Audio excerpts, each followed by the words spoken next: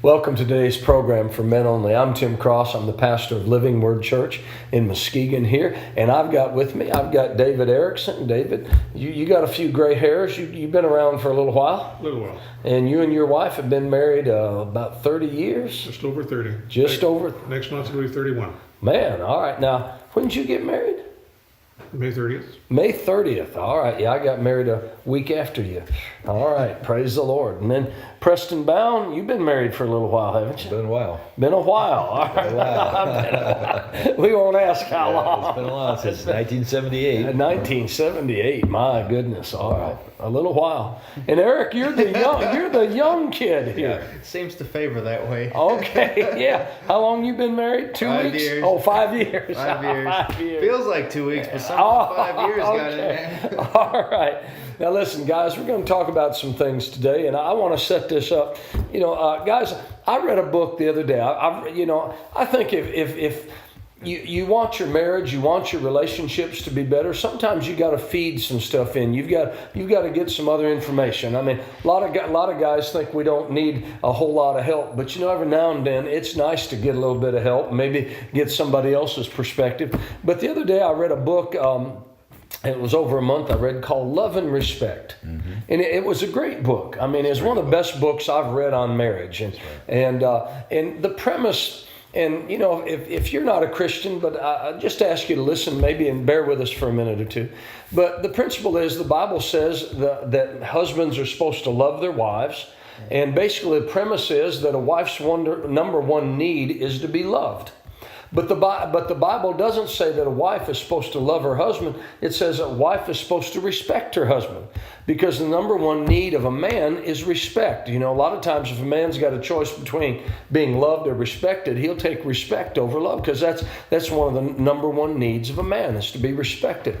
And rather interesting, good premise, and it was a great book. And it was something that, certain books you just get it and you go, man, this just said it in a way that I could really grasp that.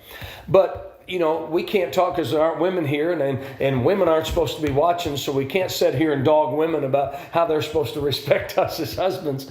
But I want to talk for men. How do you love your wife? How do you love that significant other? What are some things you can do? And I want to start off, some people say, well, I love my wife. Well, what does that mean? How do you love your wife? And I'm not just talking about what you do in bed. What does it mean to love a wife?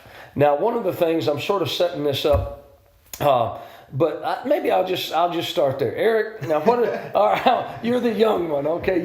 You still got the big smile on your face. 5 years of marriage.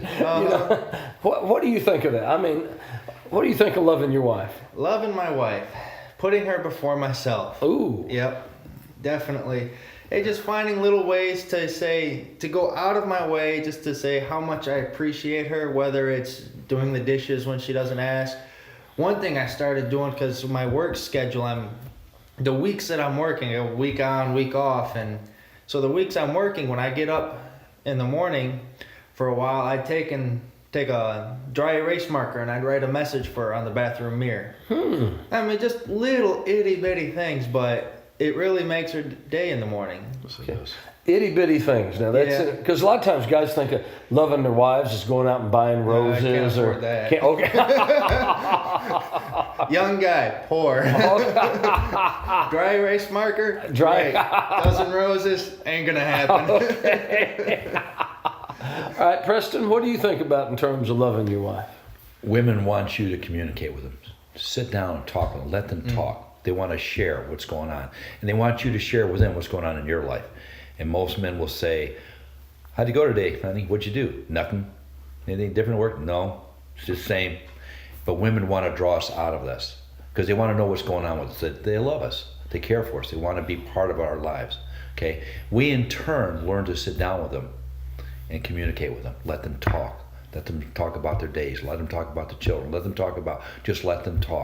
And give them the time to do it.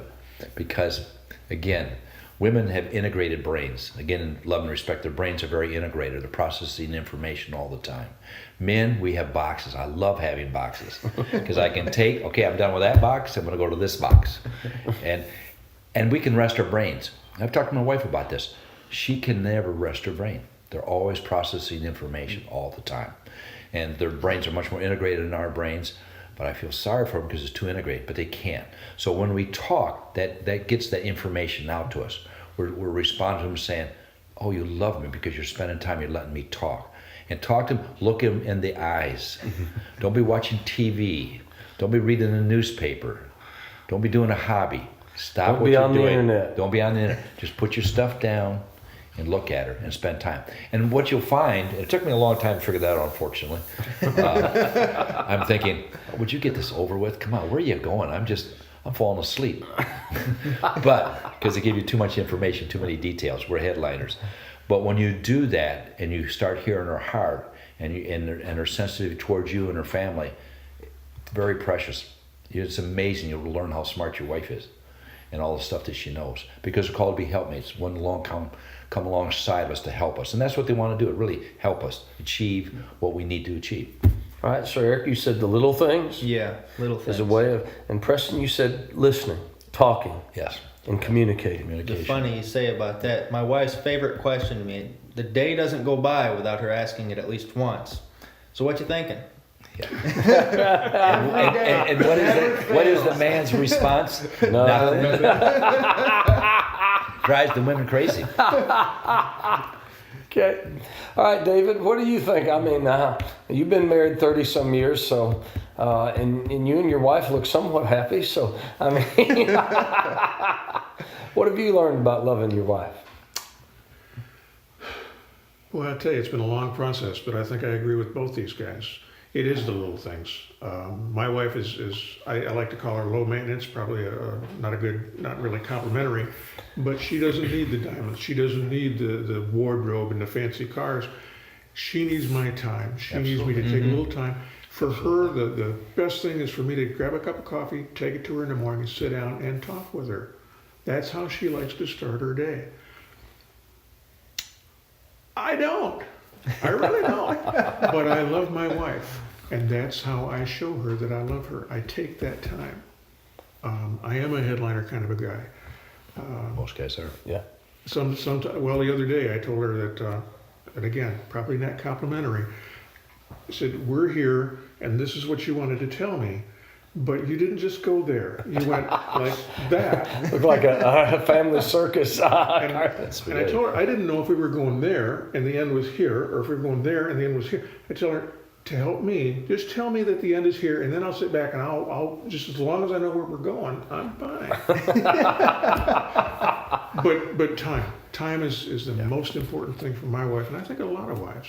Yeah. That lets her know that she's important to me. Absolutely. And she is out of all of the people I've known for the last 31 years, she is the most important person to me. Other than Jesus Christ, right. She is the single most important. She is my only best friend. Now, we're about to take a break in a few minutes, and then we'll come back to this. But, I was looking at some studies the other day, and just talking to you men out there, that some studies saying that really married men as a whole live longer. Mm-hmm. Married men as a whole are healthier than single men. I read one article. This is on AOL. This is just a secular, I've got America Online, and I get a lot of my news there. And I read they had things about men. One of the deadliest thing that there is for men is to be single. Absolutely. That they tend not to recover. They tend to die earlier. And not only that, married men make 40% more on average than single men as far as income. So that married men are actually more prosperous than single men. I mean, and now in the studies out there, marriage is good for men. I mean, absolutely. And actually there's a place in the Bible, guys, that God said it's not good for a man to be alone. And I guess God was right. But yet within that, yet our divorce rate is 40 to 50%. Which that's got to be detrimental to us. And most men that go into marriage, a man that falls in love with a woman does not want to end up in divorce. He doesn't go into that looking for that. So someplace in there, I think we've got to learn some things. And we'll come back in a few minutes. Guys, I'd like to talk about, you guys hit on some things, but I want to talk about that book by Gary Smalley about the 5 love languages. Oh, yes. And talk a little bit about that and how to discern or know what your wife's love language is and what are some practical things we can do. Because I believe you guys are right. Sometimes it's the small things that make a huge difference rather than the big things that a lot of times have a short-term difference that they make. So stay tuned. We'll be back in a few moments. This program is sponsored in part by